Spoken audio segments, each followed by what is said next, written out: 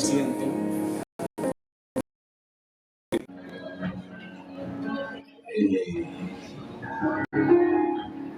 Preguntándole al hermano que se vive el día de los muertos, cuando el tiempo para dividirla. No estamos en carnaval, estamos en carnaval. No estamos en carnaval, estamos en carnaval. Es mucho chiste porque esto se ve como si fuera algo. Veas, no estamos en carnaval, estamos en carnaval. Es mucho chiste porque esto se ve como si fuera algo. Veas, no estamos en carnaval, estamos en carnaval. Es mucho chiste porque esto se ve como si fuera algo. Veas, gloria a Jesús. Qué bueno. Amén.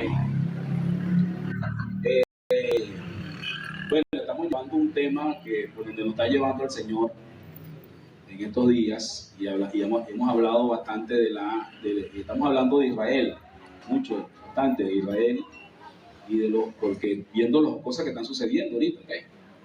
Todo lo que está sucediendo Israel es noticia, eso es alarmante, eso es tremendo. Israel, ahora mismo Israel está en la noticia de todos los diarios, de todos los periódicos, de todos los medios mundialmente, por lo que está pasando en Gaza, por lo que están decidiendo allá en Israel, por lo que están decidiendo en la ONU, por lo que están decidiendo en todas partes. Ahorita en la Semana Nacional de la ONU, en la asamblea esa que hacen mundial,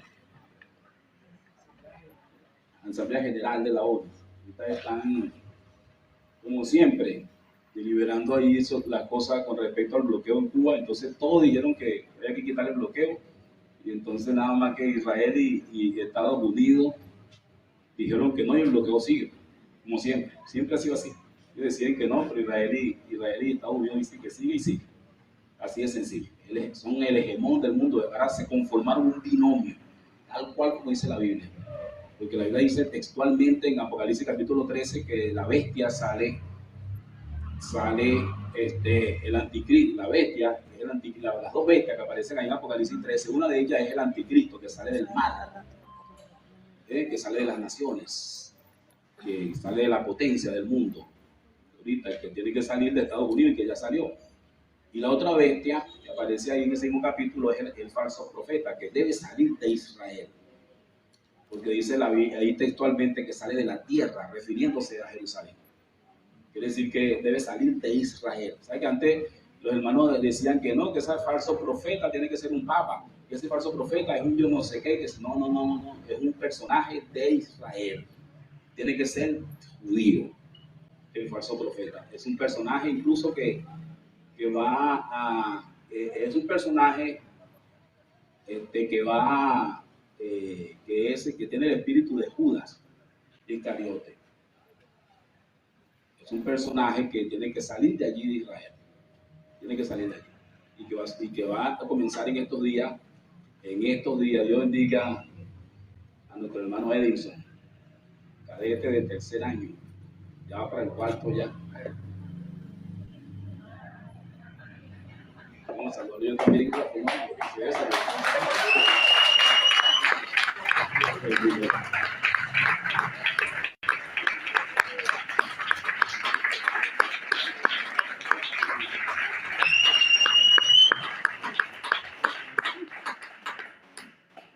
No despedí porque va a salir.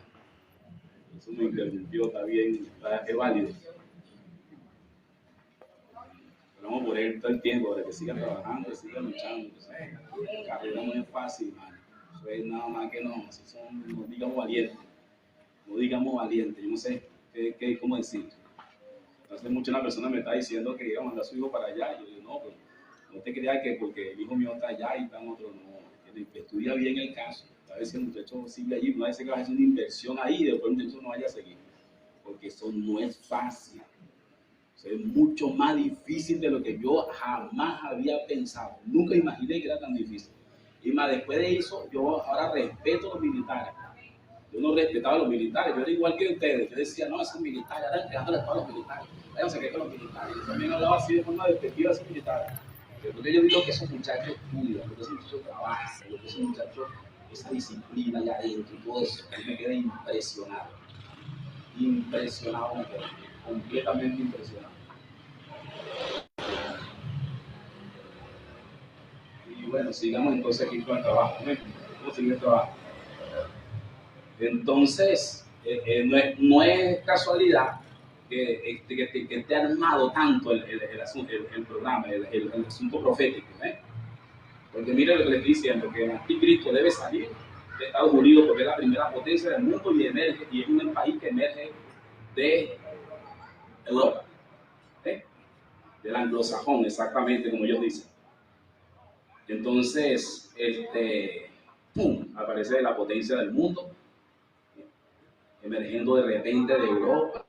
De repente, digo yo, pasan 200 y pico de años de un continente que tiene miles de años. ¿Me está entendiendo? Como dice la Biblia en Apocalipsis 7, que dice que es un pueblo pequeño, que aparece de ellos, que sale de ellos. Entonces ya salió. Entonces, pero tiene que salir un falso profeta de Israel. Entonces, no es casualidad que ya en este mismo momento el hegemón del mundo sean exactamente Estados Unidos e Israel. Eso no es casualidad. ¿Alguien me está siguiendo? Eso está ordenado todo para este último momento. Ahora, tampoco es casualidad. Ahora, se va a prender la fiesta aquí porque ahora mismo Israel, con su influencia tan terrible que siempre la han tenido religiosa, Israel tiene una influencia religiosa terrible que ha sido una punta del mundo en toda la historia universal, toda la historia de todos los imperios. Israel ha sido una influencia religiosa, porque de Israel salió todo salió de ahí. Hasta las religiones, hasta la religión del Islam también salió de ahí. ¿Me explico? Todo salió de ahí. Ahí está el principio, ahí están los profetas, ahí está todo lo que sabemos de Dios, está de ahí, ¿ven? Y con decir, esa fuerza que ellos tienen, por ese causa, ellos tienen una fuerza sobre el mundo.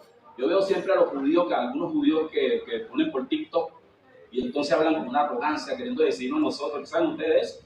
Nosotros que sabemos de esto. Yo estaba un judío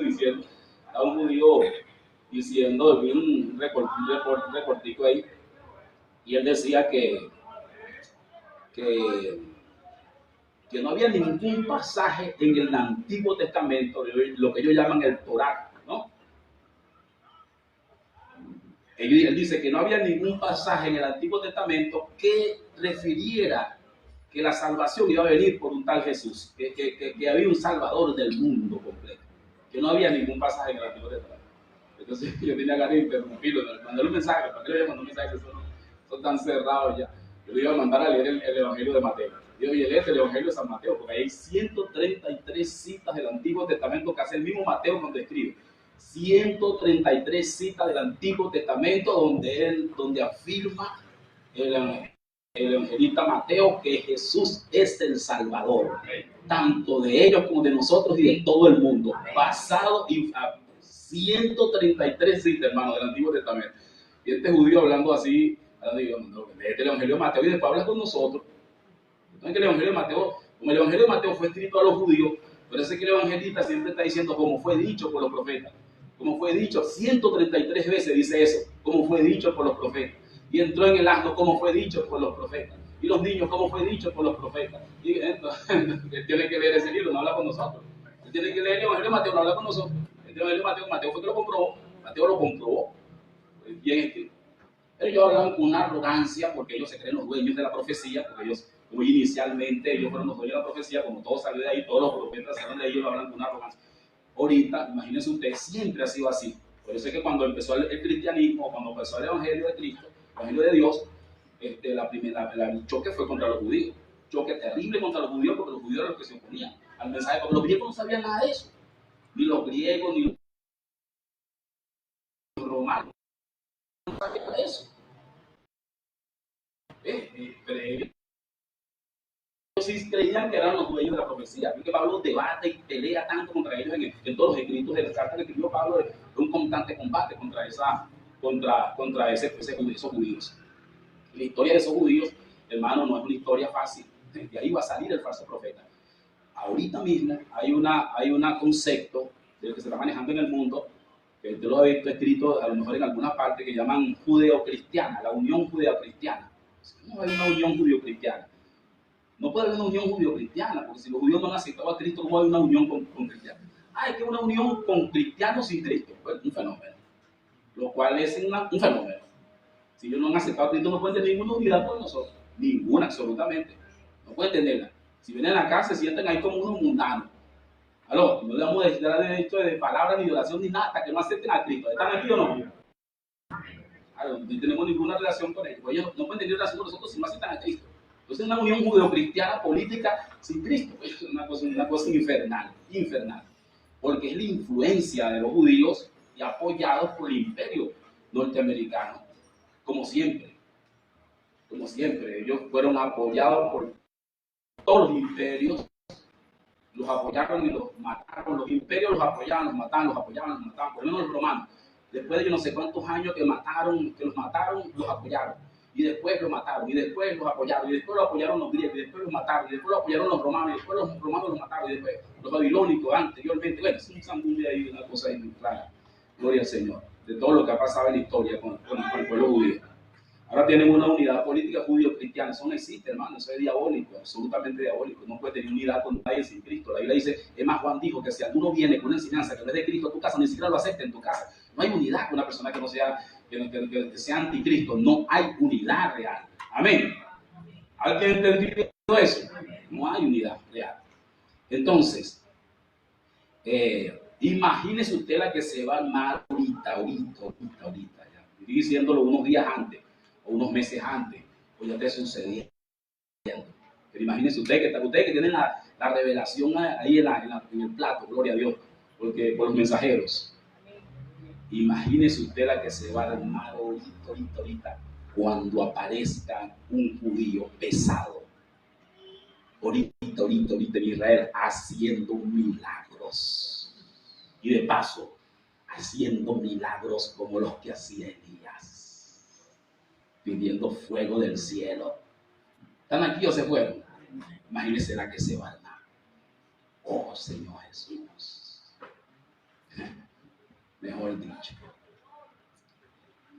No le estoy diciendo que un hermano hasta me mandó una foto de Donald Trump cuando Donald Trump dice que el maravilloso Dios de Abraham, de Isaac, de Jacob, yo amo a Israel, me lo mandó como que le dice, fíjate tú, el hombre es bueno. Y yo dije, entonces, bueno, yo le respondí algunas cositas ahí. Si mientras que no acepte a Cristo ni el nombre de Cristo no es bueno, es una mantequilla. Entonces, imagínese usted cuando aparezca ese judío haciendo milagros. Y los evangélicos monten esa fiesta a nivel mundial. Caballero, ahí está Dios, el pueblo de Dios. Ahora sí, ¿quién niega que es el pueblo de Dios? Ahí están los hombres de Dios, ya están apareciendo. En el 2018, no sé si vio una vez, yo lo dije y lo vi en un reportaje. En el 2018, en una sequía terrible que tuvieron ahí en ese territorio, en Israel, un rabino convocó a todo el país para que oraran, para que lloviera, porque estaban a punto de una crisis de hambruna por causa de la falta de lluvia. Y oraron y llovió. Eso sucedió en el 2018. Por favor, ayúdenme a buscarlo cuando tenga tiempo en las redes y lo consigue y me da el reportaje. Ustedes que me ayudan siempre. Eso sucedió ahorita en el 2018. Un rabino judío oró y llovió. Ese fue uno de los milagros de Elías. ¿Están aquí o se fueron? Se fue el milagro de Elías. Acuérdense que Elías era el profeta que oraba para que no lloviera, oró para que no lloviera y no llovió. Oró para que lloviera y llovió. Ese hombre oró para que ahorita en el 2018, 2017, ahorita.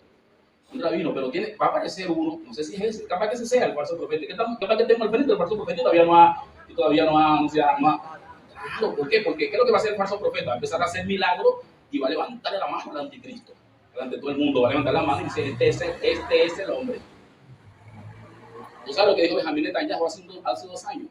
Dijo que, bueno, ya eso lo ha repetido varias veces, pero él dijo en el 2018 que Trump era el mejor amigo que ellos jamás habían tenido en Estados Unidos y que sin duda era un enviado de Dios. Ahí está, por ahí va. Decir que una persona, para un judío decir que una persona es un enviado de Dios, hermano querido,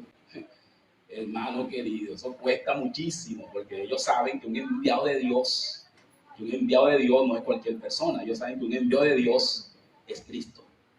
El único enviado de Dios en el mundo es Cristo, el único.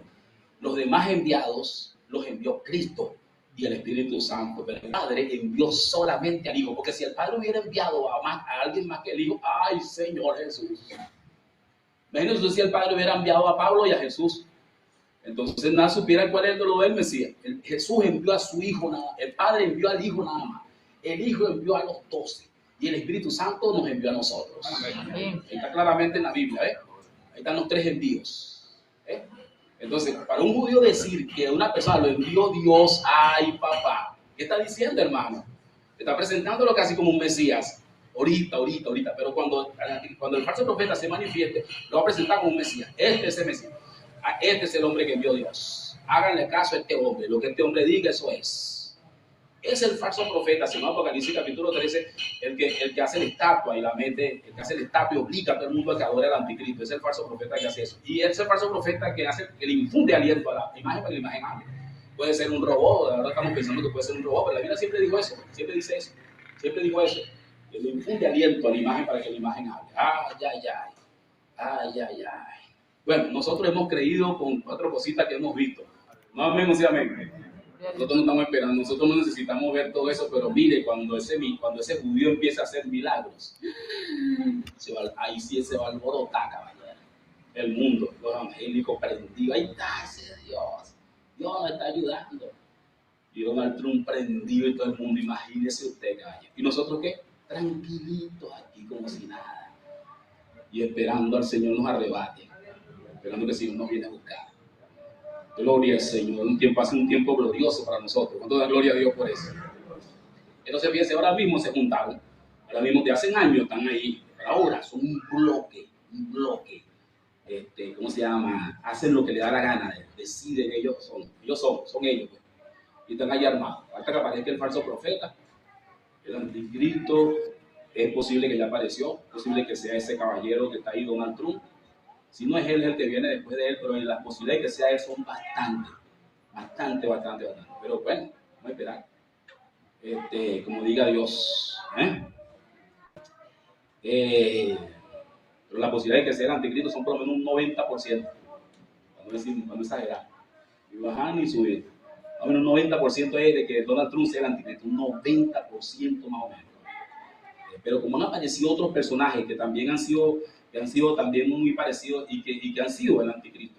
A mí me han parecido personajes de la historia que han sido el anticristo. Lo que pasa es que como Dios está dando tiempo, esos personajes han muerto, le han aparecido otros y así van, ¿me entiendes? Constantino, por ejemplo, un tipo del anticristo, indiscutiblemente. Herodes el Grande, un tipo del anticristo. Adolfo Hitler, un tipo del anticristo. Antíoco Epifanes, mucho antes, un tipo del anticristo. Fueron apareciendo. En la historia de nosotros reciente, bueno, Adolfo Hitler, según lo que dice la historia, algunas cosas y hemos ido analizando, pensando, y tenía las características también de ser el anticristo, muchas características, pero el escenario no estaba listo, murió, o sea que se fue. Otros presidentes norteamericanos pudieron haber sido el anticristo, entre ellos el más notable de los recientes, Benjamín, ¿cómo es? No, el presidente norteamericano, Franklin Roosevelt, el tal Roosevelt, indiscutible. Después hablamos de eso. ¿Ves? Y así, ¿ves? Ha aparecido personajes. Tienen que ser, nosotros sabemos que el anticristo tiene que ser un personaje de la primera potencia del mundo. No podemos buscarlo en otro lado. No, que Francia, que yo no sé qué, no podemos buscarlo en otro lado. Tenemos que buscarlo en la primera potencia del mundo porque es lo que dice Daniel en el capítulo 7, que el verso 23. Dice que está en la primera potencia, la última. La potencia del mundo. Ahí está. No podemos buscarlo en otro lado. Amén. Gloria al Señor. Israel.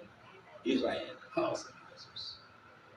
Yo estaba diciéndole al Señor, el Señor siempre nos inquietó, ¿no? Siempre vimos la revelación por qué Dios escogió a Israel como un pueblo, como su pueblo. Y bueno, hay una sola razón y única en toda la Biblia. Dios escogió a Israel, precisamente escogió a Israel para mostrar su amor inmutable. Hay un libro de esos, el libro que leímos por allí, que es un tema que está en el estudio vida, por cierto, lo pueden buscar en el estudio vida cuando revisamos el estudio vida en el libro de Oseas. Nos vamos a dar cuenta allí que Oseas, allí Israel Israel, el pueblo de Israel, es representado por una prostituta, que a quien Dios le dice al profeta, o sea, que la busque, que se case con una prostituta.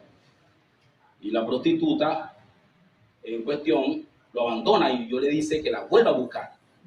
¿Aló? ¿Entiendes?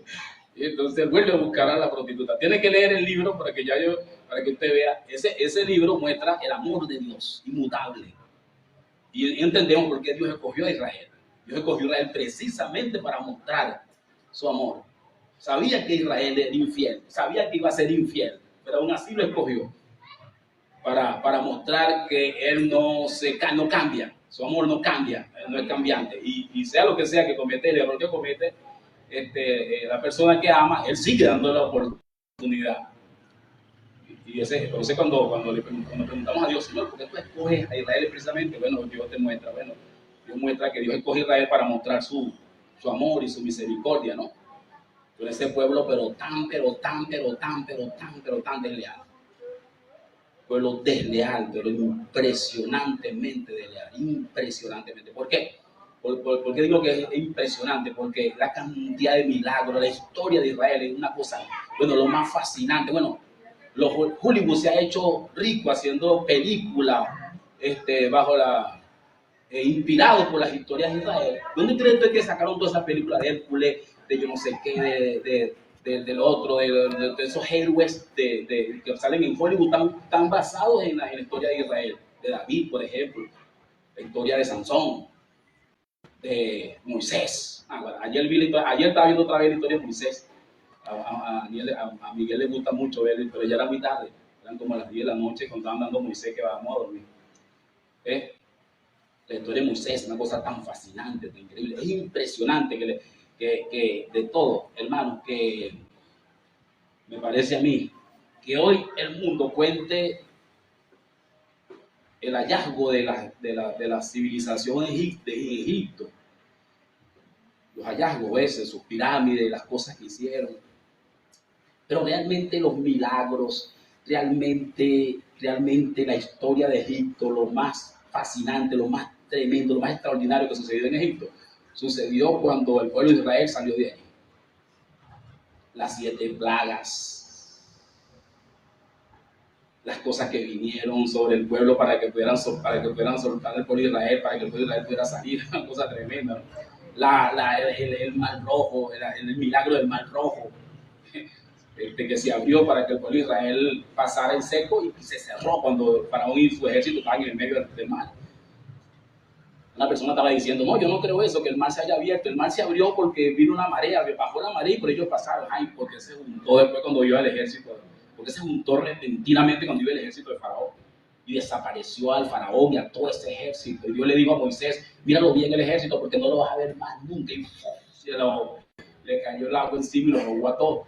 En vez de estar el mundo contando la historia de las pirámides, debería estar contando la historia de lo que sucedió esa vez en Egipto, cuando murieron los primogénitos. Todos los hijos mayores vivos de todas las familias de Egipto murieron, incluyendo al hijo del mismo Faraón, en esa misma noche. Oye, hermano, una cosa tremenda, ¿no?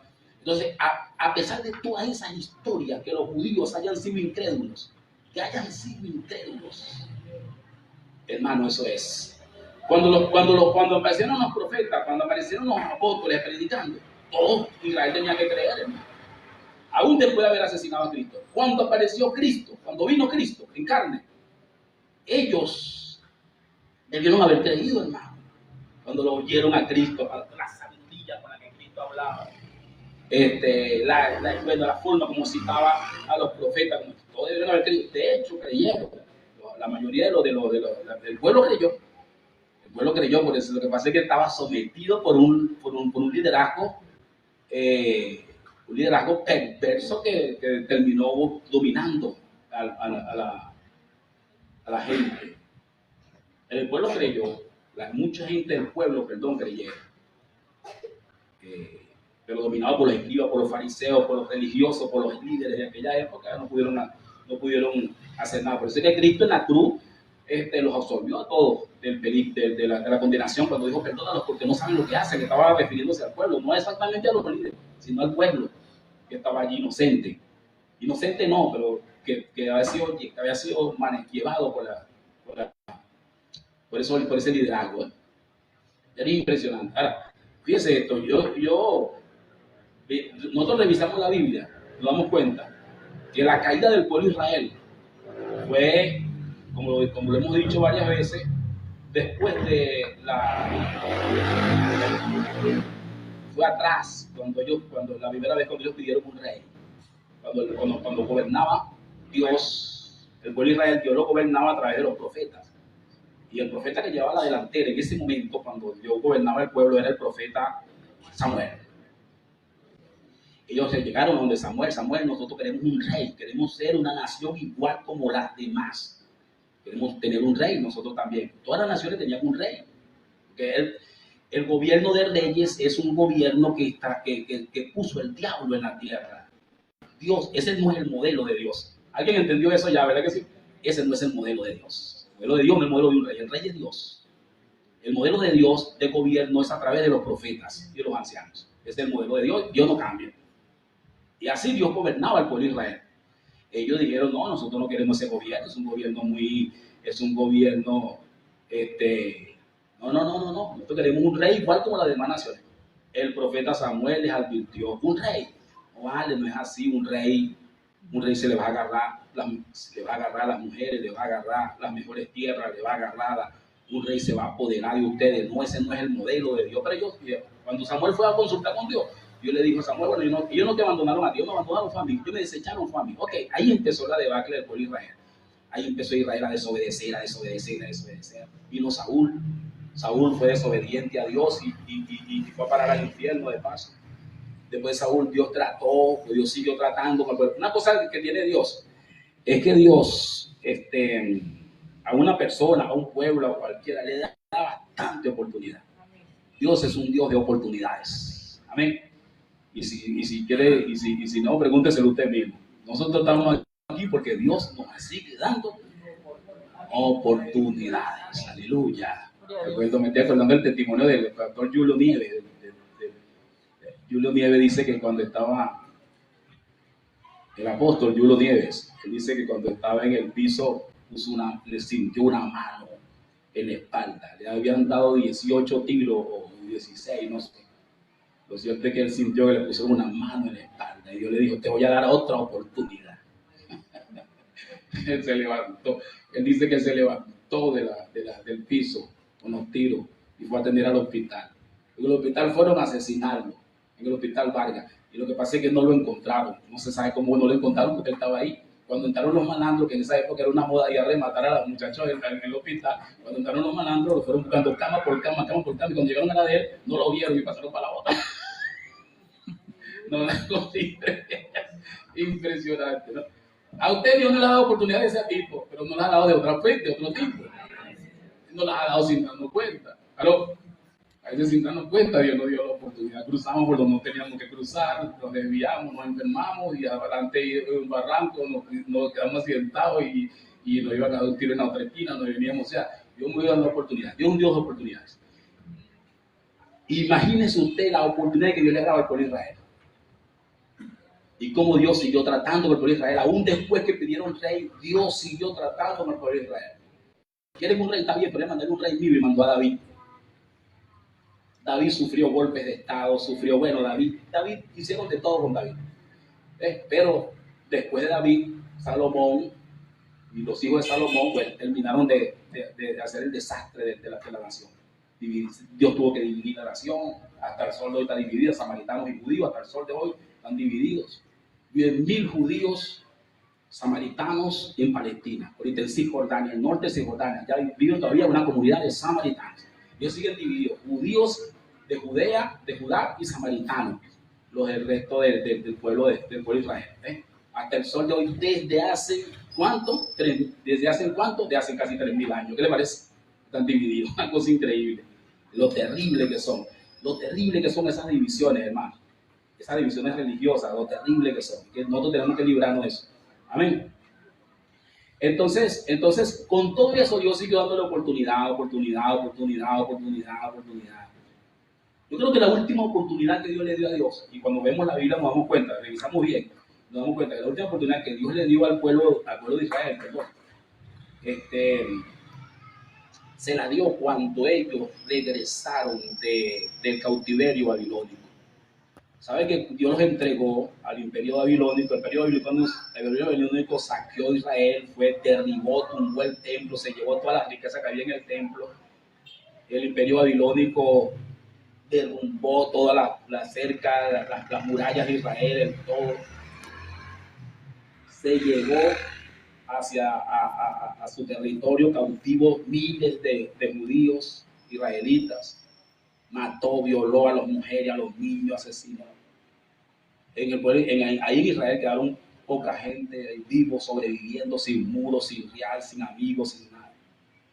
Y pocos judíos fueron a tener esclavos allá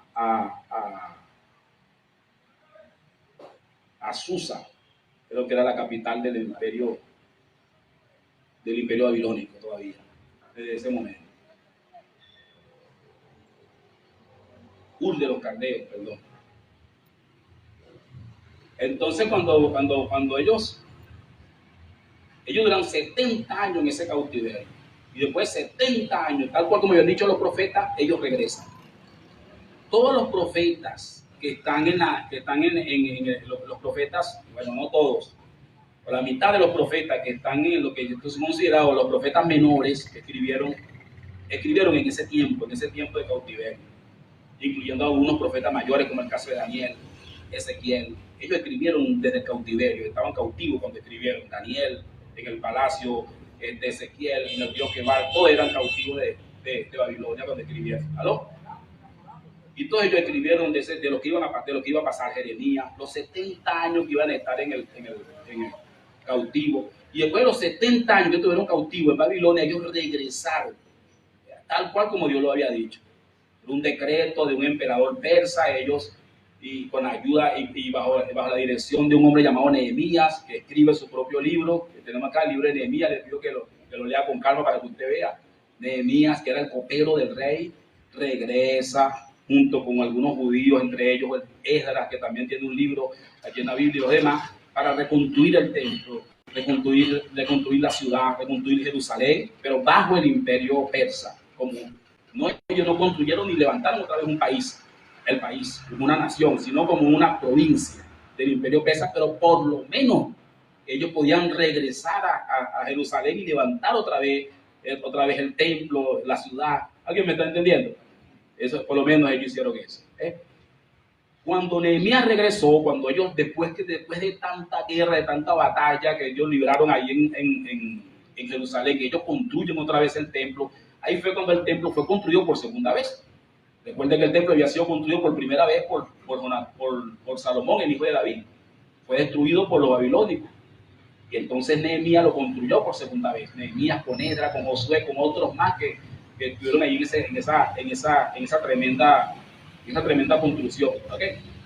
Durante ese tiempo había profetas que los alentaron. El profeta Ageo, el profeta, el mismo que nombré la semana pasada,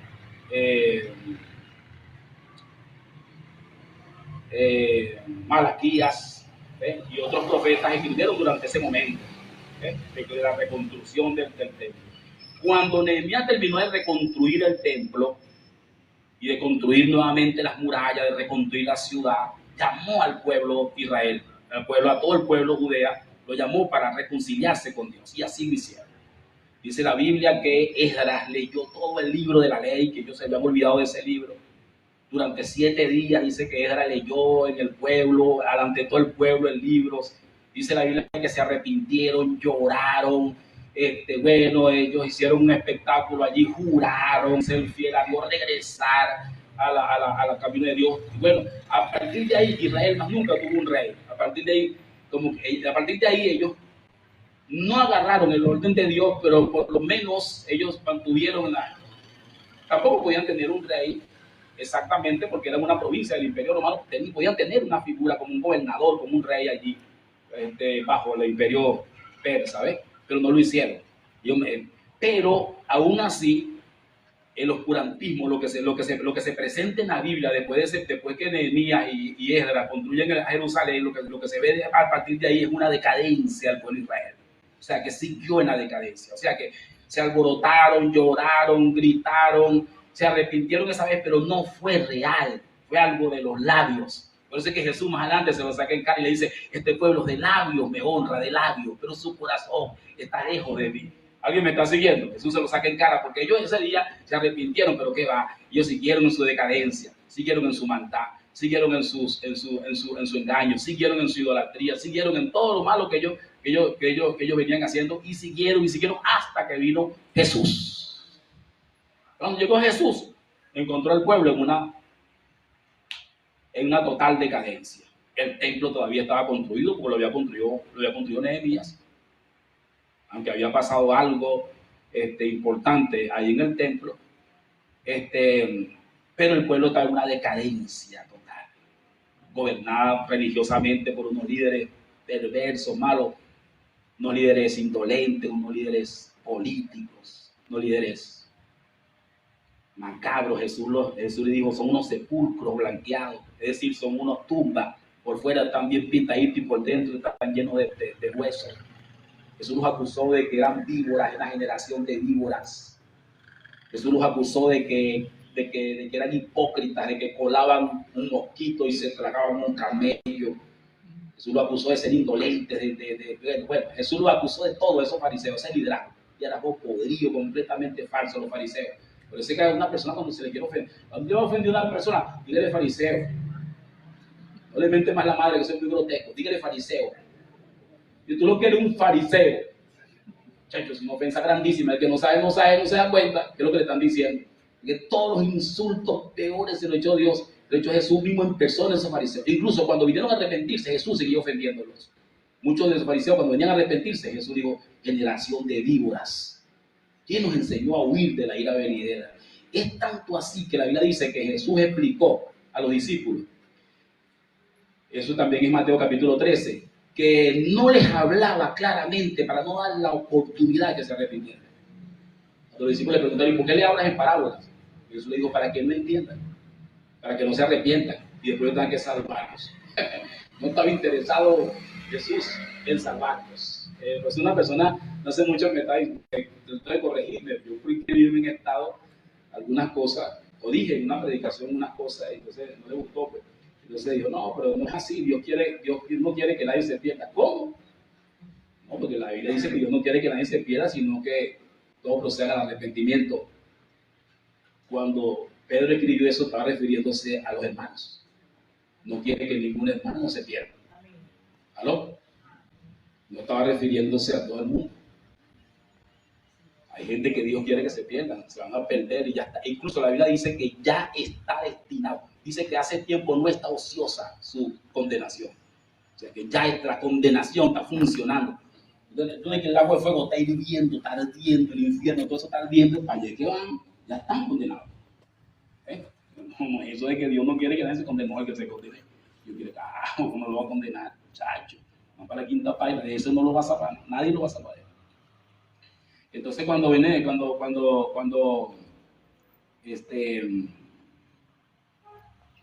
explico esto a los fariseos para que ustedes se den cuenta cómo estaba el pueblo judío cuando vino Jesús. Pero yo quiero que usted vea esto. Jesús dijo que cuando Él venía por segunda vez iba a estar peor. Miren cómo estaba en ese momento. Pero Jesús dijo que ahora, en los últimos tiempos, iba a estar peor de allí. Porque Jesús explicó que se le iban a meter 7 demonios peores que los que tenían. Cuando Jesús habló de los 7 demonios peores, que dijo que cuando la parábola que aparece en Mateo capítulo 12, que dice que cuando el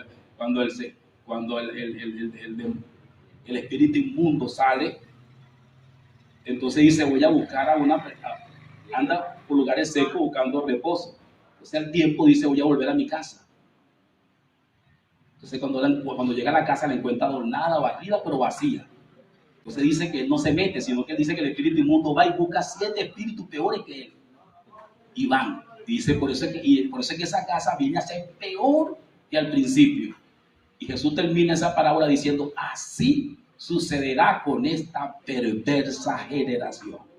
Se estaba refiriéndose estrictamente, él no estaba hablando de un hombre. No, tú sabes que hay evangélicos, como los evangélicos no saben nada de la Biblia, y da lástima decir esto, y es hasta contradictorio.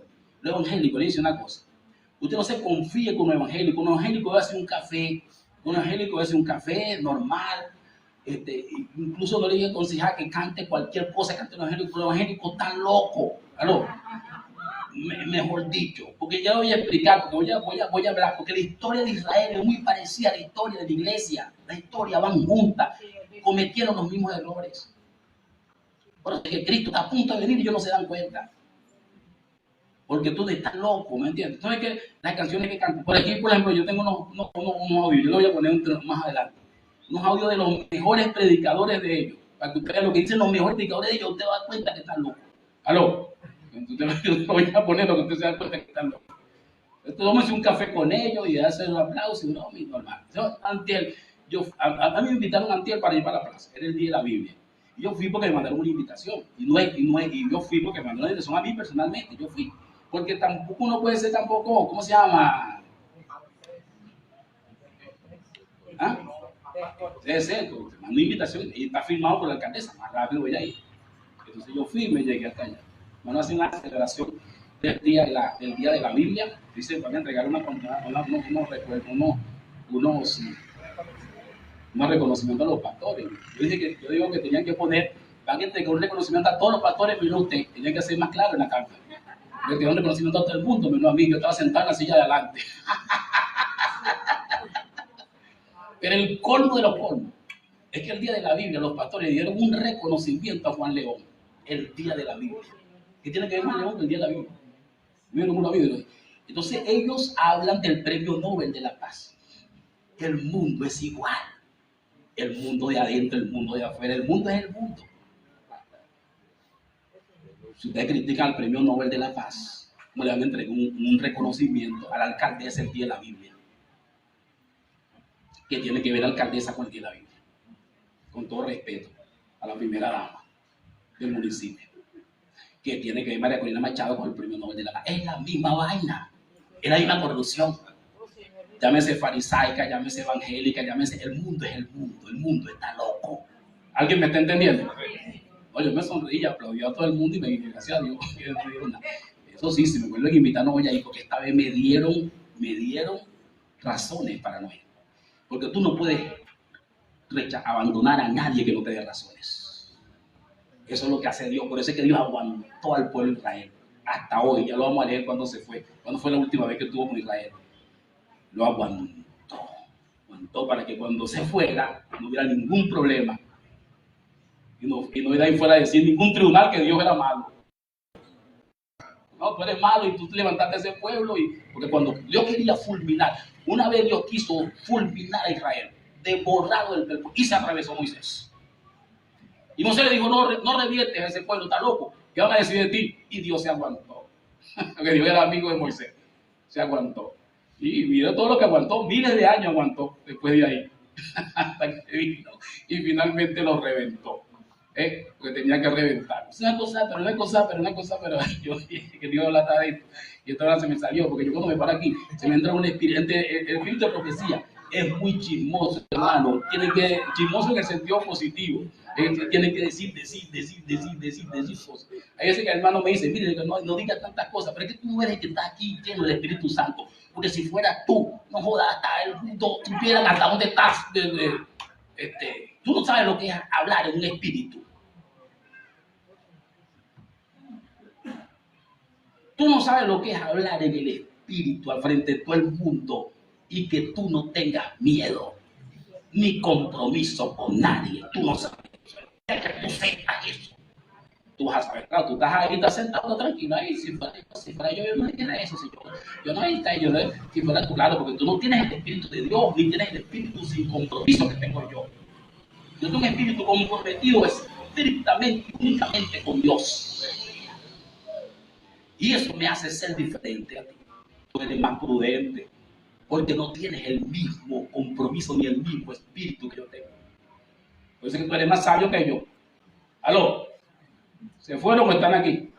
editen eso. Yo sabía que yo le estaba diciendo a los hermanos, yo estábamos grabando el mensaje en vivo, yo le dije, no, no vamos a grabar ese mensaje en vivo, yo no puedo salir en vivo en ninguna parte, no puedo, a mí tienen que editarme, quitarme cosas, quitarme o ponerme pito, pi, y en vivo, yo no sirvo en vivo, digo, yo no sirvo, esa gente me van a escuchar en el punto y me van a odiar más de lo que me odian, mejor que me escuchen diferido, con su broma ya, bien, aló, y así se, diferido sale uno hasta con filtro, sale uno más bonito y todo, ponen a uno si quiere ponerme más blanco, ponerme más blanco, salgo mejor, diferido, aló, gloria al Señor. Entonces cuando tú dices, claro, es una cosa que cuando el mundo maneja, el mundo se les metió.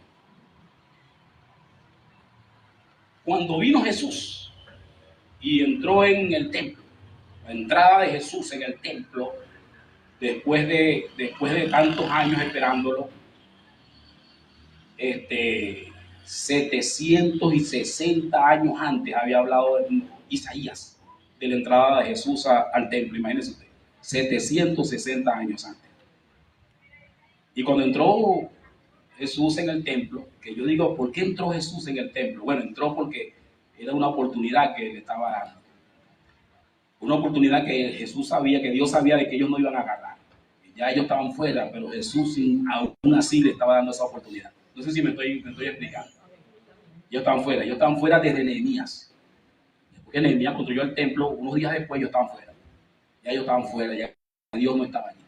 Por eso es que no hay ningún registro y ningún profeta ahí. Desde ese tiempo hasta Juan. Los profetas terminaron con Micaías, con Malaquías. Terminaron con los profetas. Malaquías escribió justo cuando Nehemías construyó el templo. Y después de allí no hubo más profetas, 430 años, no hubo más profeta en Israel, sino hasta Juan el Bautista, que profetizó antes de venir el Señor. Por eso le dice que Juan el Bautista es el último profeta que ellos tuvieron, fue Juan el Bautista. Pero realmente, entre Juan el Bautista y Malaquías hay como 400 años, más nunca hubo profeta, y eso muestra que ya Dios no estaba. No hubo más profetas. Por eso es que cuando usted lee la Biblia se da cuenta que hay un salto grandísimo, hay un vacío grandísimo. Cuando usted lee la Biblia y lees el Pentateuco, que son los libros que escribió Moisés, y lee los libros históricos, y lee los libros poéticos, y lee los libros de las monarquías, que son Primera de Crónicas, Segunda de Crónicas, Primera de Reyes, Segunda de Reyes, y luego lees los profetas mayores, y lees los salmos, los profetas mayores, Daniel, y después lees los profetas menores. Y los últimos profetas menores que escribieron fueron precisamente Malaquías, Oseas, Ageo. Esos últimos profetas escribieron en ese tiempo, escribieron el tiempo en que Nehemías estaba reconstruyendo el templo. Después de ahí no apareció más profeta. Ahí la Biblia como que se cierra, hace una pausa grandísima y vuelve a aparecer con Juan el Bautista o con Jesús, con los evangelios. Más nunca hubo profetas allí, absolutamente. Quiere decir que ya Dios no estaba. Quiere decir que esos hermanos están locos cuando creen que Dios está allí, están locos, más nunca Dios estuvo allí. Hasta que apareció Jesús. Cuando apareció Jesús, entonces lo vamos a leer. Cuando apareció Jesús, era como que se ve como que si Jesús le iba a dar una oportunidad, pero no. Apareció Jesús para terminar de afirmar la condición del pueblo de Israel. Dice Mateo capítulo 21. Vamos a leer a partir del verso 12. Voy a leer con la bendición del Padre y del Espíritu Santo. Y entró Jesús en el templo. ¿Y entró Jesús dónde? En el templo. El templo estaba construido otra vez. El templo estaba reconstruido, porque el templo lo había reconstruido, como le dije la semana pasada. Usted debe prestar atención a esto, debe prestarme atención a estas cosas, porque estas cosas son clave para que usted tenga mejor entendimiento de todo lo que está pasando. ¿Ven? El templo fue reconstruido por un tal Herodes el Grande. El año 20 antes de Cristo, Herodes el Grande estaba reconstruyendo el templo y estaba reconstruyendo Jerusalén. De alguna manera las guerras y los problemas que habían aparecido en Israel, todo se había deteriorado, se había tumbado, se habían saqueado, y Herodes el Grande es un personaje en la historia. No aparece exactamente en la Biblia Herodes, aunque es mencionado. Herodes el Grande murió 4 años antes de Cristo. Es decir, que casi conoce a Cristo. El Herodes que aparece en la Biblia, quiero corregir esto que dije la semana pasada mal, el Herodes que aparece en la Biblia es un hijo de él, es hijo de Herodes el Grande. Y no era precisamente el rey de Judea, sino que era gobernador exactamente en Galilea. Por eso es que Jesús tuvo que comparecer ante él, porque era el gobernador de Galilea, el hijo de Herodes el Grande. Pero Herodes el Grande fue el que reconstruyó el templo. Es todo lo que nosotros conocemos ahorita como Jerusalén, lo reconstruyó Herodes el Grande. El muro de las lamentaciones, todas las cosas, todo lo que hay ahorita todavía parado en Jerusalén, lo reconstruyó Herodes el Grande. El templo donde entró Jesús lo había reconstruido Herodes el Grande. Quiere decir que Jesús pudo haber dicho: yo no voy a ese templo no significa nada. Sin embargo, Jesús fue para que quedara el testimonio de lo que estaba pasando. No sé si me están siguiendo. Él debió haber dicho: no voy, pero sin embargo fue.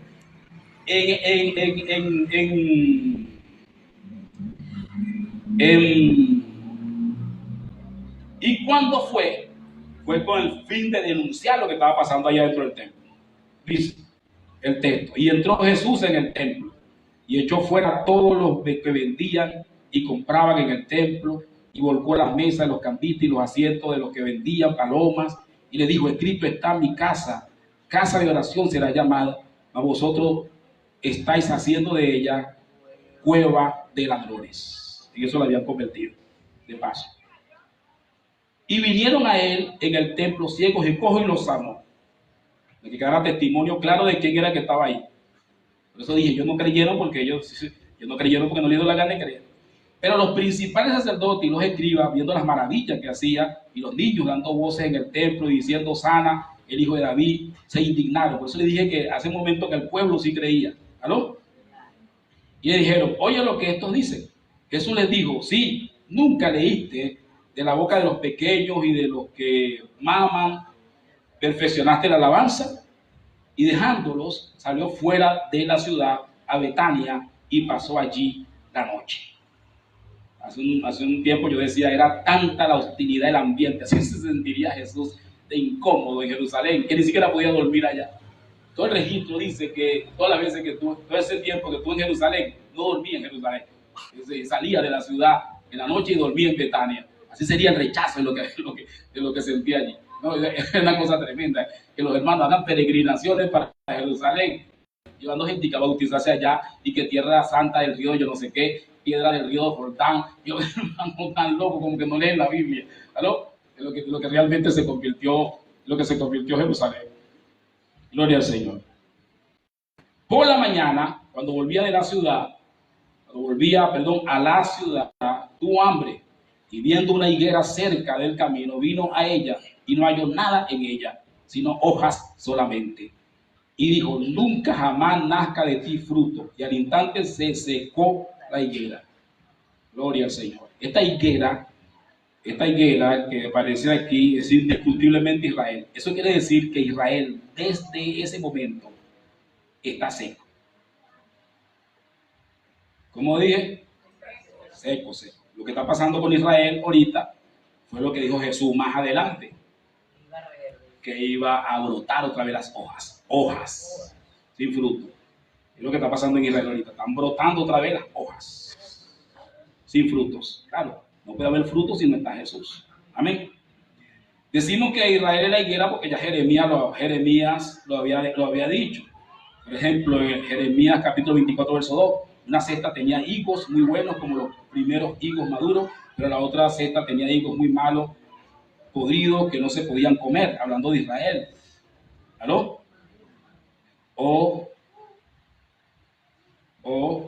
Gloria al Señor, el verso 5, como los higos malos que... Perdón.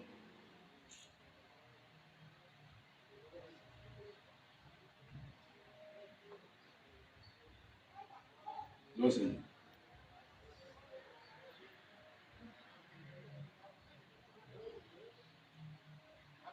Gloria al Señor. Vamos a seguir leyendo.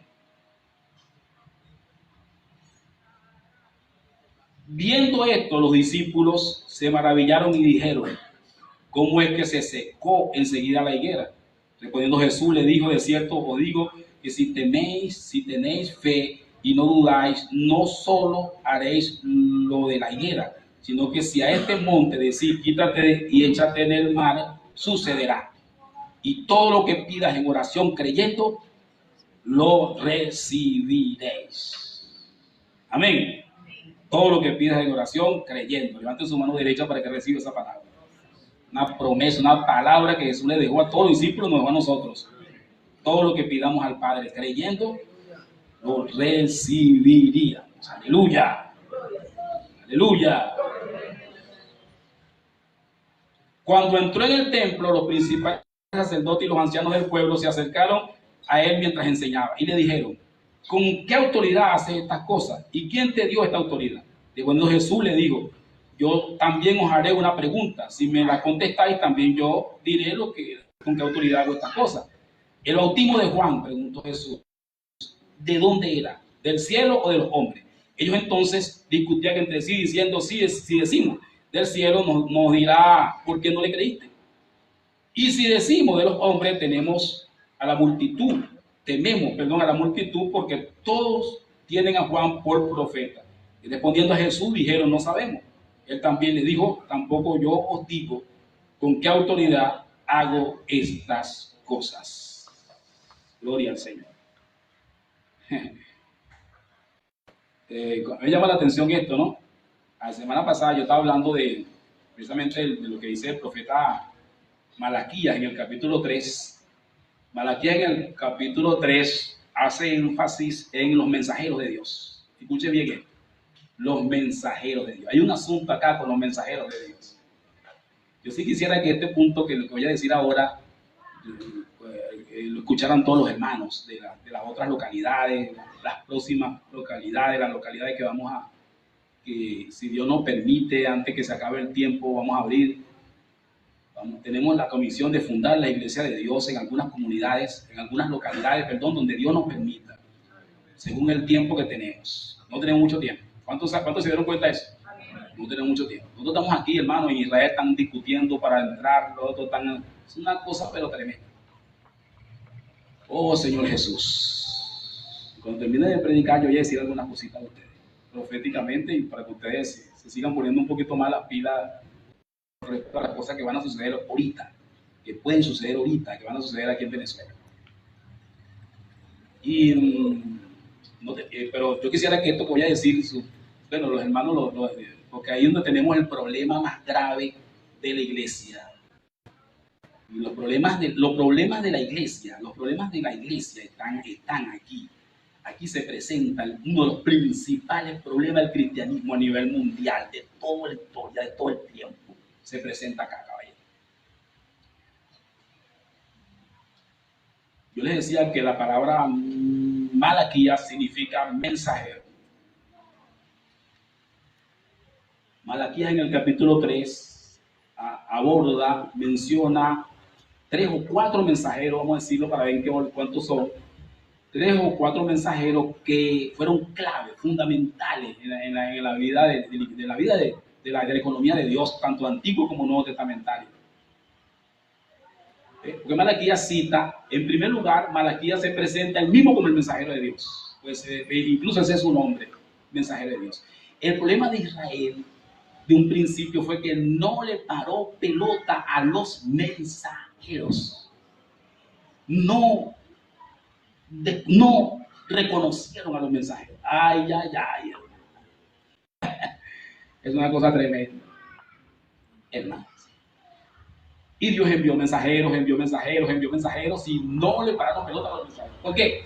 Bueno, menospreciaron a los mensajeros, subestimaron a los mensajeros. No creyeron, pues, no les dio la gana de creer a los mensajeros. Y por eso es que Malaquías, en el capítulo 3 de Malaquías presenta el asunto de los mensajeros. Y luego que se menciona el mismo de forma tácita y como mensajero, Malaquías también menciona a Elías y a Juan. Elías y Juan el Bautista están mencionados ahí en ese capítulo 3. Se entiende ahí claramente que están mencionados ahí en el capítulo 3 porque dice, cuando habla cuando dice, yo envío mi mensajero delante de mí. Dios siempre envía un mensajero. Siempre Dios ha enviado un mensajero. Siempre. ¿Cuál ha sido la clave de todo? Escuchar, reconocer al mensajero. Y escuchar, esa ha sido la clave de todo. Siempre Dios ha enviado un mensajero, hermano. O sea, ahí no hay pele, pues. No vamos de, no, lo que pasa es que el mensajero ha sido menospreciado, asesinado brutalmente. ¿Por qué usted cree que, por ejemplo, cuando Esteban los acusó, dijo, ustedes mataron a todos los profetas? Mataron. Cuando Jesús contó la parábola de la viña, que dijo que cuando contó la parábola, que aparece aquí también, que dice que mandó, que arrendó una viña, mandó a los obreros, los mataron, mandó a otros obreros, los mataron, mandó a otros obreros, los mataron, después mandó a su propio hijo. Voy a mandar a mi hijo, voy a decir que tiene respeto por mi hijo. Y entonces cuando vieron al hijo de lejos, mira, ahí viene ese heredero, vamos a matarlo más rápido, mataron al hijo también. Eso muestra cómo el pueblo de Israel había matado a todos los mensajeros. Asesinaron a los mensajeros. Se burlaron de los mensajeros. Y entonces ahí vino la debacle de todo, porque si te envían un mensajero, que se supone que es el que te va a dar la verdad, que te va a decir la verdad, que te va a orientar, que te va a aclarar las cosas, te envía un mensajero y tú lo menosprecias, o sea, ¿qué estás esperando tú? Un ángel no te va a mandar, Dios ya te mandó el mensajero, ese era el ángel. Dios no va a venir el mismo, hermano. Ese fue el problema con el rico. Usted sabe la parábola del rico y Lázaro. Este es Lucas capítulo, vamos, 16. Lucas capítulo 16. El rico está ahí viviendo ardiente en el infierno mismo en persona. Y está que le mojen un poquito de agua, que se lo pongan en la punta de la lengua. Y el rico, que ya no es el mismo, la misma persona, por supuesto, que cuando estaba vivo, el rico le dice a Abraham, manda a Lázaro. El rico le dice a Abraham, manda a Lázaro, manda a alguien, manda a un ángel que vaya para allá para que le hable a mis hermanos, a mi familia, para que ellos nos vengan también a este lugar. Y Abraham le dice, ellos tienen a los profetas.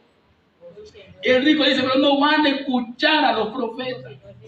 Ahí está el gran problema del pueblo, ¿me entiendes? El mismo error que cometieron los judíos de toda la historia, toda su historia, lo están cometiendo también los mismos hermanos. No escuchan a los mensajeros, no saben distinguir a los mensajeros. Claro, ahorita el mundo evangélico, el pueblo evangélico está en un caos impresionante. Claro, reconocer, encontrar un mensajero ahorita, hermano, encontrar los mensajeros de Dios ahorita, eso sí va a ser difícil, pero no están. No, los mataron a todos. Los mensajeros, una cosa impresionante. ¿Cómo consiguen un mensajero? Ya no están, ya no hay ni siquiera mensajeros. Así está terrible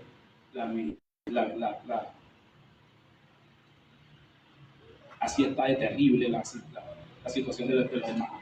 Fíjate que celebran el día de la Biblia y estoy yo ahí sentado y no me pasa a decir un minuto una cosa que los hubiera iluminado. ¿Alguien me está entendiendo? Un minuto. No tuve que calarme un mensaje de la alcaldesa, fue la que predicó. La alcaldesa. Yo no sé qué va a saber la alcaldesa. Con todo respeto. ¿Me entienden? Una locura, ¿me entiendes? Que vaya a hablar de la misión, de no sé qué, pero ¿cómo va a hablar? Mira, ¿cómo van a sentarme a mí a escuchar a la alcaldesa? Así está el pueblo, ¿me entiendes? El pueblo, ¿me entiendes? Perdido completamente. Y todos ellos saben que yo soy profeta. Yo soy el profeta. Y saben que soy profeta. Y saben que soy profeta más elevado que ellos. También lo saben. De paso. Y saben todo. Por eso es que cuando le preguntaron una cosa a Jesús dijo, bueno, estos locos creen que me van a fregar a mí. Jesús le hizo una pregunta arriba a ellos. No sabemos, porque no quisieron reconocer entonces que Juan venía de Dios. No quisieron reconocer que Juan venía de Dios porque no aceptan a los mensajeros. Jesús lo regresó para los mensajeros. Cuando vinieron a preguntarle cosas a Jesús, Jesús le preguntó, Juan, el profeta Juan, ¿era del cielo o era de los hombres? Lo regresó para el mensajero. Queriendo decir, vayan a los mensajeros. Ustedes van a tratar conmigo directamente, vayan a los mensajeros. Nunca aceptaron a los mensajeros. Mire, hermano, un triste y lastimoso que una persona vaya a rendirle cuenta a Dios cuando vaya a preguntarle algo a Dios, cuando Dios puso un mensajero en cada localidad. Debía haber un mensajero de Dios en cada localidad. Imagínese usted, mensajero no nos falta. Mensajero no nos iba a faltar nunca, porque Dios puso un mensajero en cada localidad, hermano, para que todos entendiéramos, la palabra. Y es lamentable, es triste que no hayamos dado cuenta de eso. No sé si alguien me está siguiendo hoy. Aleluya. Aleluya. Oh Señor Jesús. A mí llamó mucho la atención que Jesús los haya regresado para donde Juan el Bautista. El problema con ustedes con los mensajeros. Cuando dije esto, que quiero que escuchen, que escuchen esto los hermanos que están en otras localidades, me han escuchado en otras partes, porque en todas las localidades donde hemos abierto la iglesia de Dios, enseguida se nos presenta un problema. Algunos hermanos no están de acuerdo con los mensajeros, no quieren escuchar el mensaje. Por ejemplo, abrimos la iglesia en Cúcuta. Entonces, cuando empieza a crecer, hay 5 o 6 hermanos, no quieren el mensaje, no quieren escuchar el mensaje. Bueno, es increíble.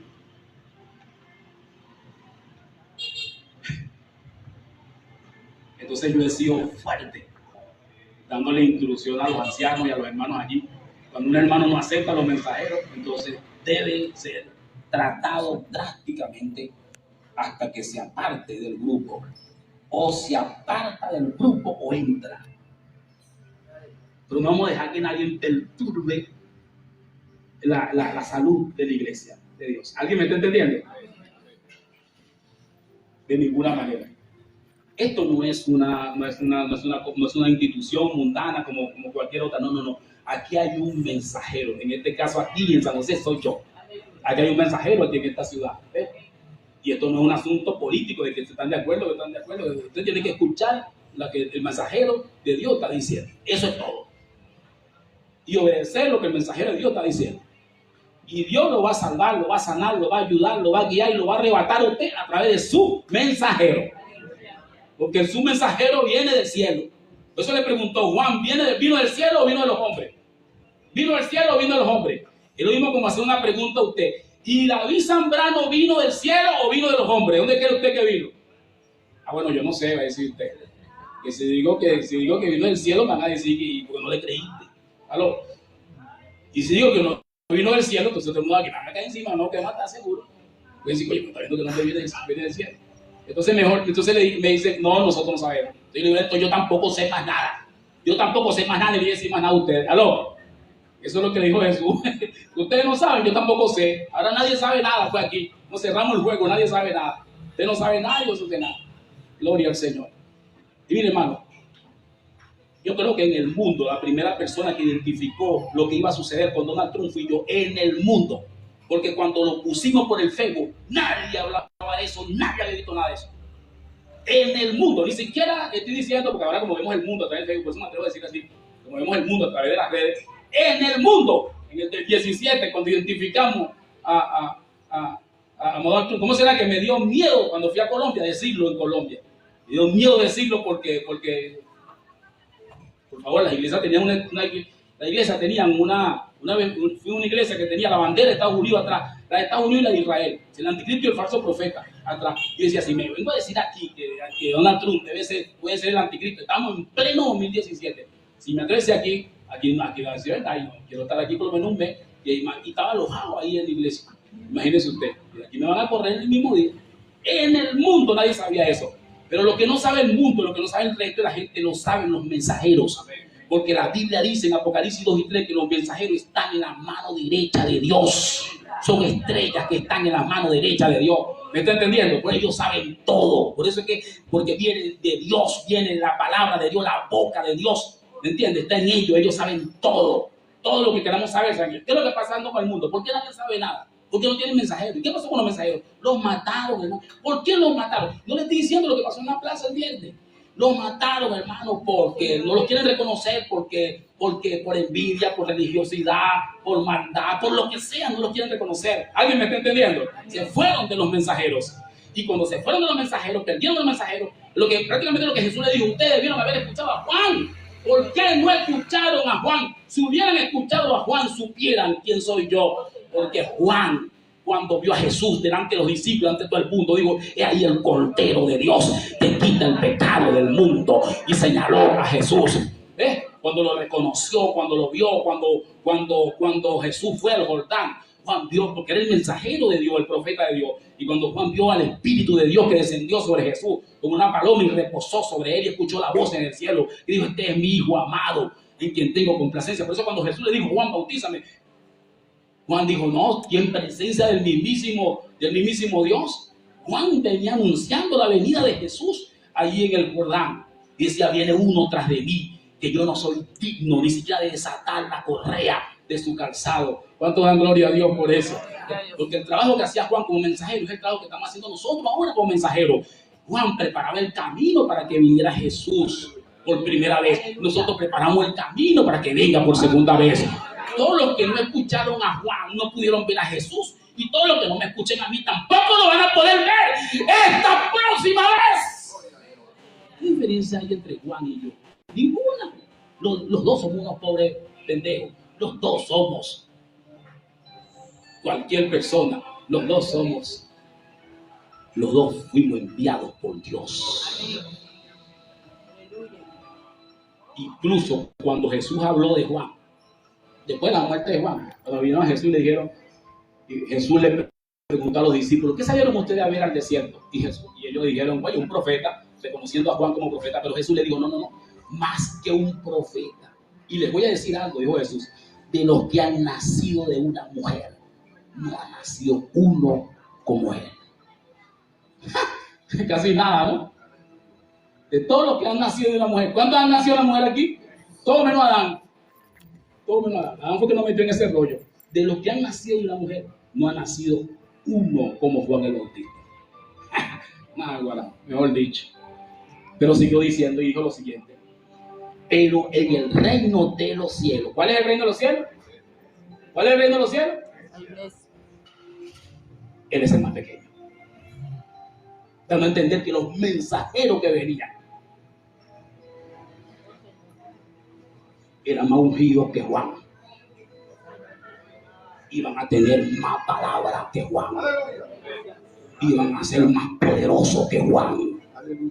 Iban a estar llenos del Espíritu Santo. En cambio, Juan no estaba lleno del Espíritu Santo. Iban a pertenecer a un sacerdocio real, y no como el que pertenecía a Juan. Si se perdieron los que no oyeron a Juan, mucho más rápido se van a perder los que no oyeron a David Zambrano González, el hijo de Laura de Ramón Achique, enviado de Aníbal Zambrano.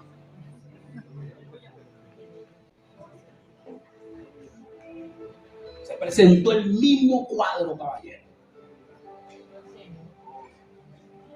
Y un día yo le iba a decir, y llevaste a David Zambrano, lo sentaste en la plaza a escuchar tonterías, y yo estaba a punto de venir. Y si él hubiera subido, hubiera dicho, señores, tenemos al anticristo en el Caribe, tenemos al falso profeta en Israel, Benjamín, y le hubiera abierto todo el panorama.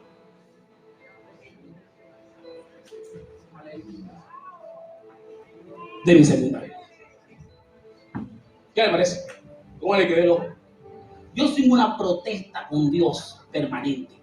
Yo le estoy diciendo al Señor, ¿por qué esto es gratis? ¿Por qué esto tiene que ser gratis? Y él dice, no es gratis. ¿Por qué es gratis? Gratis. Yo quiero cobrar entrada gratis. ¿Aló? En divisa, gratis. Yo estoy gratis. Si hacemos un esfuerzo y cobramos la entrada y vayan poco a poco, van a ir llegando y se van a hacer forzando, los que tengan fe van a pagar y al enemigo. Tenemos algo hecho, de gratis.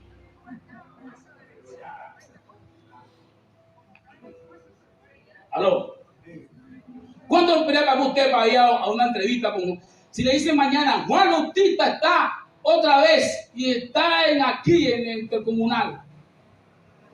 Y ahí vamos a pagar, ahí, no, perdón, en la Concha, no sé, en cualquier parte de allá puerta. Juan Bautista lo tenemos ahí, en persona. ¿Cuánto pagaría usted? Son $100, el hombre sabe todo. El tipo sabe todo. Son $100, el tipo sabe todo. ¿Usted lo paga?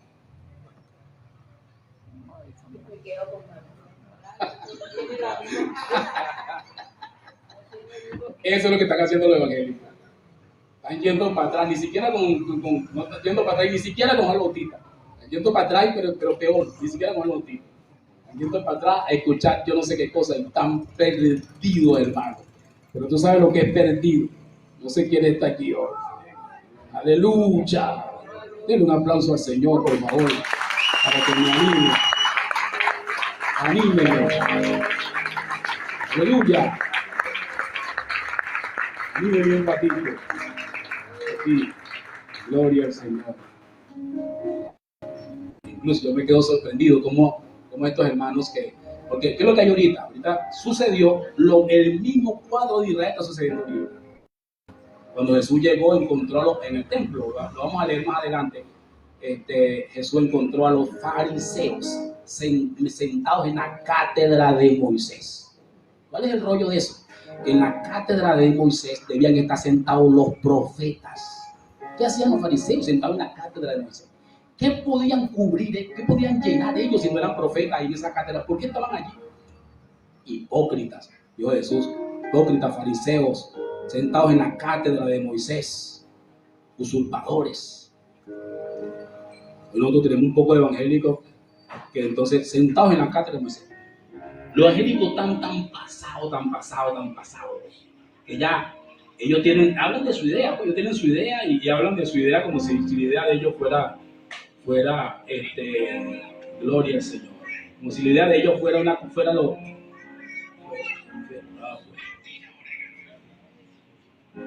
que me salga una cosa. Aleluya.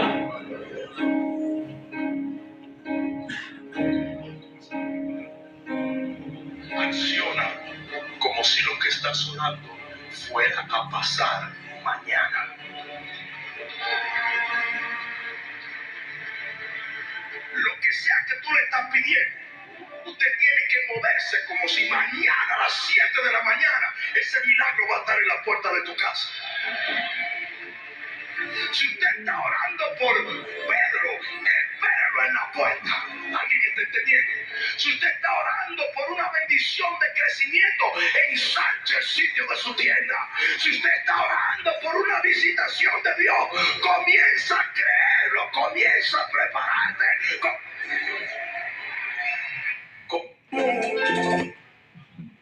Fíjate una cosa, estos hermanos están tan perdidos que ya como que no leen la Biblia. Yo creo que estos hermanos ya no leen la Biblia. Ellos tienen la Biblia ahí de adorno y a veces buscan un versículo para adornarse. Por lo menos, mire, este es Rudy Gracia. Está diciendo que cuando tú pides una cosa, debe creer que mañana la vas a recibir. No leen la Biblia, están locos.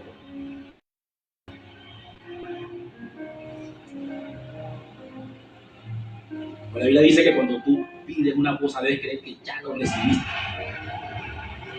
Es una diferencia grande. Cuando tú pides una cosa, debes creer que ya lo recibiste.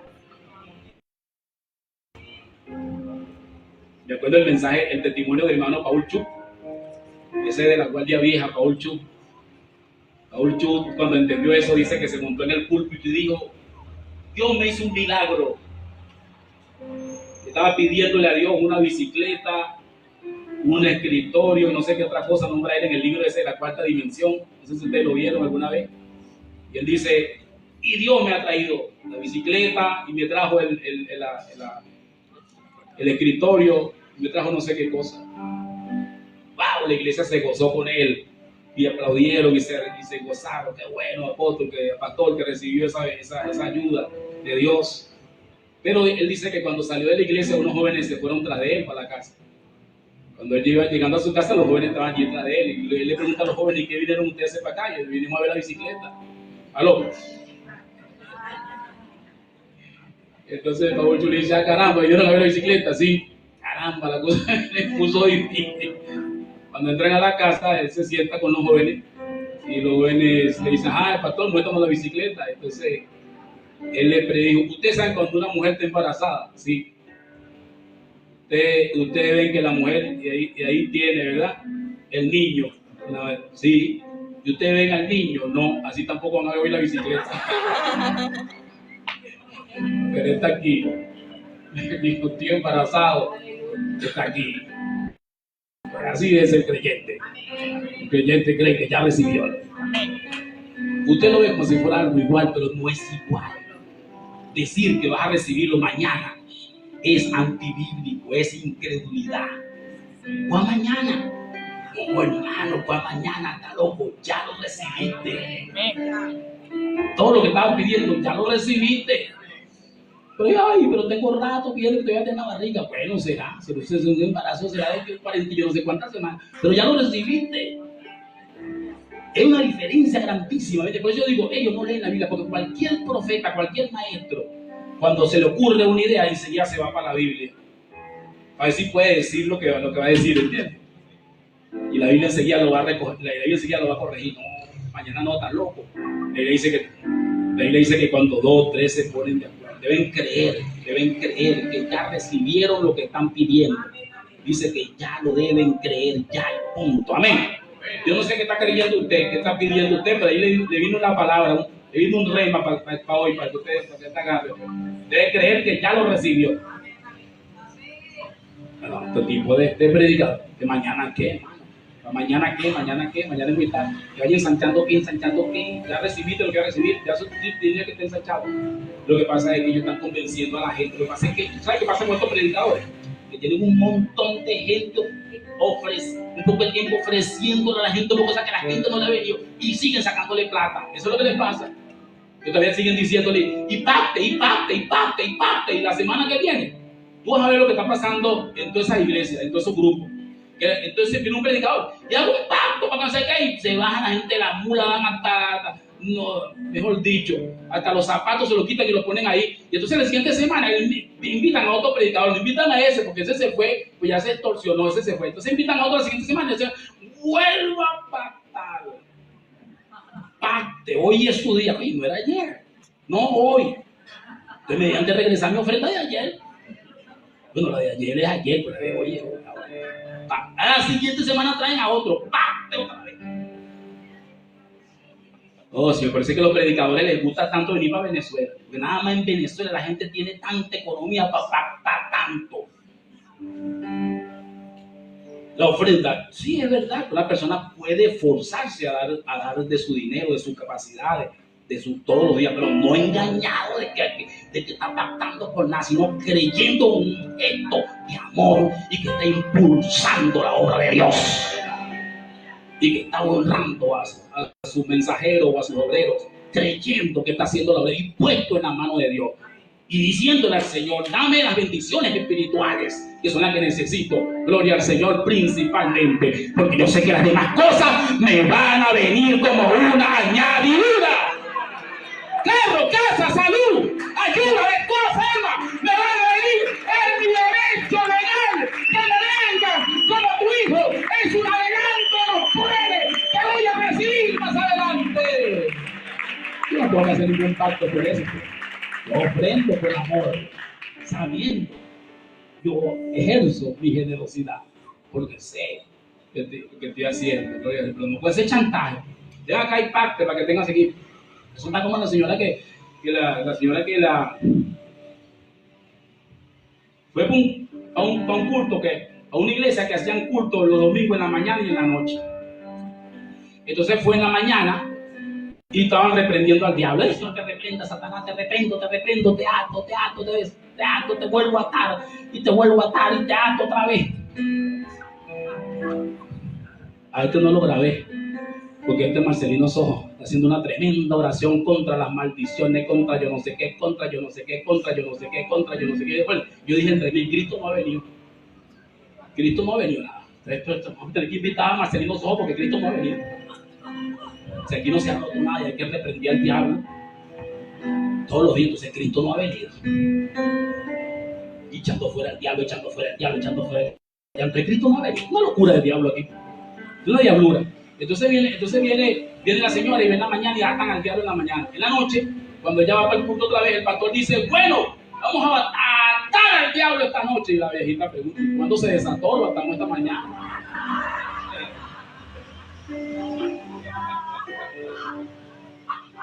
Y le prende y fuera. Lo que usted no va a ver aquí en esta iglesia, en la iglesia de Dios, esa ridiculez de estar reprendiendo al diablo.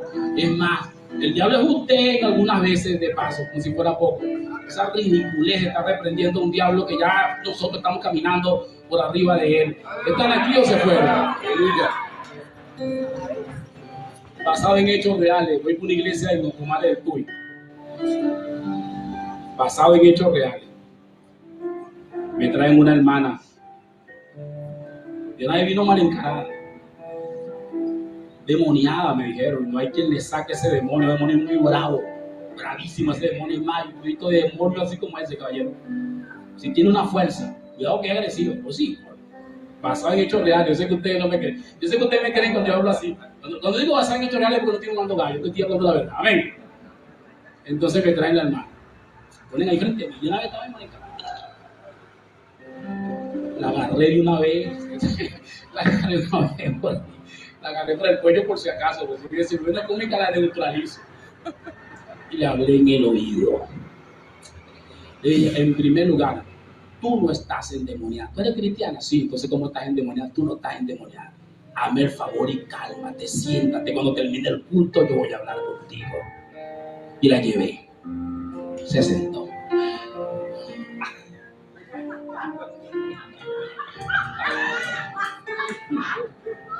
Y estuvimos ahí, cantamos, oramos, echamos fuera demonios. Yo estaba predicando ahí una campaña de jóvenes y prediqué, hice todo así que en la mañana, en la tarde, cuando terminé, entonces busqué de despedirse de mí, y después hablamos, se fue tranquilo y me llegaron los hermanos y me dijeron, caramba, mejor dicho, usted sí tiene poder.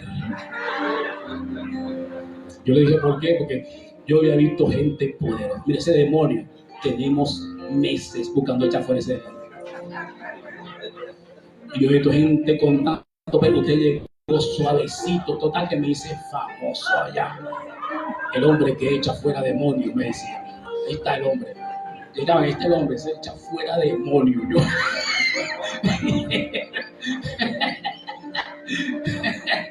Eso se lo he aplicado yo a varios endemoniados. Yo a varias personas endemoniados le he aplicado yo a la misma. Siempre le digo, tú no tienes ningún demonio, cálmate y siéntate, y la gente se sienta. Eso es mentira. Si el demonio pudiera estar agarrando a la gente, a todo el mundo, agarrando un endemoniado, no, chicos, no están endemoniados los brujos, chicos, que se la pasan invocando al diablo, está endemoniado un hermano, una gente por ahí normal. Una gente tiene un problema, o tiene un problema emocional, o tiene un problema mental, o tiene un problema, no sé qué, o le hace falta un medicamento, o le hace falta una cura de sueño, o le hace falta que le hablen claro, le den un solo trancazo también, a veces le hace falta que le den un solo trancazo. Una vez se metió un hombre en Peñadores se metió un hombre y yo estaba en mi mejor momento, 22 años, 108 kilos, sin barriga, parecía todo a Mike Tyson, y se metió un endemoniado y empezó y agarró al pastor y lo levantó, y me acuerdo clarito el pastor levantado con el fundillo aquí arriba porque le metió los pies aquí, con el fundillito aquí, y lo ataquó, ay, no sé qué, gritaba, no sé qué. ¿Y tú crees que el demonio se metió conmigo? Es más, iba que, ay, cuando me veía.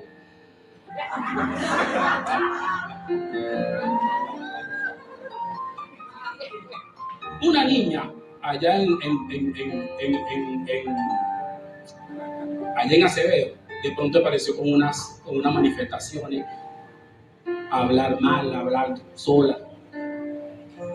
Se alborotó la iglesia, hasta apareció una bruja entre la iglesia. Apareció una bruja entre la iglesia, chicos. Que no sabíamos, nadie sabía que era bruja. La detectamos esa vez y la corrimos. Apareció, chicos. La mandó la mamá por un curioso. ¿Verdad? Por un curioso, porque aquí los hermanos no saben nada de eso. Le dijo una hermana de la iglesia. Sí. Entonces me fueron con el cuento a mí. Yo le di $10, le dije, llévalo para el clínico. No, ¿de qué pasa? Porque no es normal. La llevaron para el clínico y el mismo día descubrieron que tenía una arteria aquí en la columna vertebral que estaba inflamada, que le estaba haciendo, le estaba causando ese malestar, pero la niña actuaba como si estuviera loca, caballero. Era un problema físico, hermano. Ya usted sabe que yo empezó la cabutería para acá con este muñeco y usted sabe que lo vamos a tratar aquí. Lo vamos a tratar. Dios, ¿cómo se llama? ¿Cómo es la palabra? Físicamente. De todas las maneras lo vamos a tratar. Porque aquí no hay demonios. Y si hubiera demonios aquí, entonces imagínese usted que es el único lugar donde la gente se salva. ¿Cómo sería afuera entonces?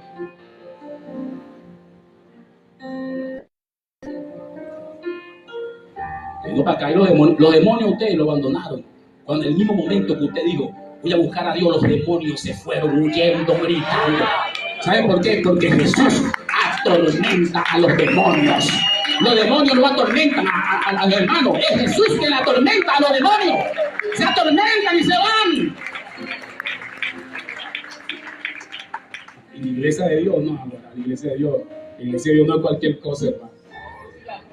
Gloria a Dios. ¿Cómo vamos a ir? Le dio una ofrenda, $10, le dio otra ofrenda. El mismo día le descubrieron que el problema. Y está la niña, bien bonita, es la niña. La niña es bien bonita. Entonces, la veo ahorita, una adolescente altísima y bien bonita. Así. No es que los bajos no sean bonitos, sino, bueno, retiro lo dicho, una bien bonita. La niña.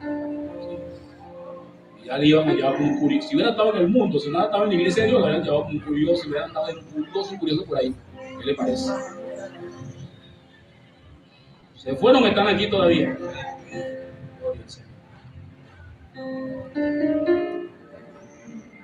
Finalmente, Jesús en ese mismo episodio transfirió el reino que tenían ellos, que tenían los judíos, lo transfirió a nosotros. Nos lo transfirió a nosotros, transfirió a la iglesia el reino. Les quitó el reino y nos lo transfirió a nosotros. ¿Cuántos dan gloria a Dios por eso? Pero ¿qué os parece? Dijo, un hombre tenía 2 hijos y acercándose al primero le dijo, hijo, ve hoy a trabajar a mi viña. Respondiendo él dijo, no quiero, pero después arrepentido fue. Y acercándose al otro le dijo de la misma manera y respondió él. Y respondiendo él dijo, sí, señor, yo voy, y no fue. ¿Cuál de los 2 hizo la voluntad de su padre? Dijeron ellos el primero. Jesús le dijo, de cierto os digo que los recaudadores de impuestos, las rameras, van delante de vosotros al reino de Dios. Porque vino a vosotros Juan. ¿Quién fue que vino? Ok. Porque vino a nosotros. No, que Juan ni que Juan. A ustedes vino fue David Zambrano. Porque vino a vosotros en camino de justicia y no les creísteis. Los recaudadores, los impuestos, las rameras, los que les creyeron. Y vosotros viendo esto no os arrepentís de vuestra después para creer. Aleluya. Dígale que no solo, pero nosotros no somos de eso, nosotros somos de los que, nosotros somos de la ramera y de los cobradores de impuestos. Eso es lo que somos. Aleluya. Oí otra parábola. Había un hombre dueño de casa, el cual plantó una viña, la cercó en un seto, cavó en un lugar, edificó una torre y arrendó a unos viñadores y se fue al extranjero. Cuando se acercó el tiempo de los frutos, envió sus esclavos a los viñadores para recibiesen su fruto. Mas los viñadores, tomando a los esclavos a unos, golpearon a otros, mataron a otros, apedrearon. Envió de nuevo otros esclavos en mayor número. De paso, de los primeros hicieron con ellos de la misma manera. Y después les envió su hijo, diciendo, respetarán a mi hijo. Más los viñadores, cuando vieron al hijo, dijeron entre sí, este es el heredero, venid, matémosle, apoderémonos de su heredad. Y tomándole, le echaron fuera de la viña, en el Gólgota, y le mataron. Cuando venga pues el Señor de la viña, ¿qué hará a aquellos viñadores? Le dijeron, a esos malvados los destruirá miserablemente y arrendará la viña a otros viñadores que le paguen el fruto a su tiempo. Jesús le dijo, ¿nunca leíste las escrituras? La piedra que rechazaron los edificadores ha venido a ser cabeza del ángulo. De parte del Señor fue esto, y es cosa maravillosa a nuestros ojos. Por tanto os digo que el reino de Dios será quitado de vosotros. ¿Será qué? Quitado de vosotros, y será dado a una nación que produzca los frutos de él. Y el que caiga sobre esta piedra se despedazará, y sobre quien ella caiga le hará polvo y como paja le esparcirá. Y oyendo sus parábolas, los principales sacerdotes y los fariseos entendieron que hablaba de ellos. Procuraban prenderle, mas temían a las multitudes porque le tenían por profeta. Aleluya. Les quitó, en estas 2 parábolas, les quitó la primogenitura. Les quitó, gloria al Señor, el reino. Y nos lo dio a nosotros. Es decir, que ninguna persona jamás va a decir en ninguna parte de que ellos son el reino de Dios. El reino de Dios somos nosotros. Dios les quitó el reino a ellos y nos lo dio a nosotros, la iglesia. Amén. Gloria al Señor. Completamente. Y todo enmarcado a través de su plan. a través de su mensajero, a través de Jesús mismo. Quiero que se ponga sobre su pie un momentico.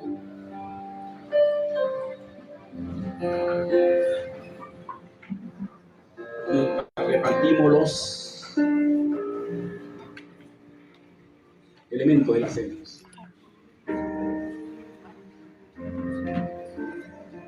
Aleluya.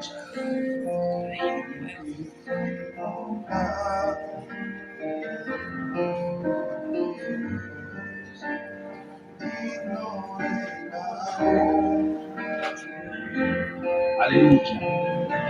Mientras estamos allí paraditos y recibiendo los elementos de la cena del Señor, si alguien quiere, otra persona quiere profetizar respecto a lo que hemos hablado, mira la oportunidad para que pase.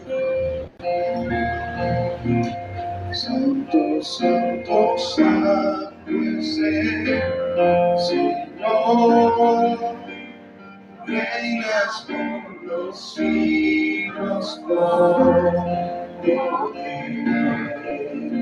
Los profetas, Lo que existe. Bendiga a todos. El orden de Dios, indiscutiblemente, es que Él habla a través de sus mensajeros. Por eso es importante que estemos atentos a la profecía, al mensaje, para que podamos tener más luz, podamos tener más claridad de todos los temas que conciernen a la venida de nuestro hermano mayor. Porque sabemos que la palabra nos conecta con Él.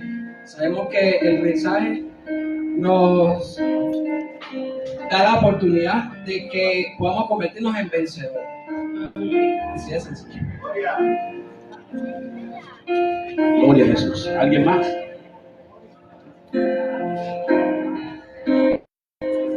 Aleluya. Aleluya. Aleluya. Los que están ante ti, Manténgase ahí en oración. orando frente al mar de cristal, entre la multitud. Creo que no hace falta decir que debemos de estar en paz con todos los hermanos, amén.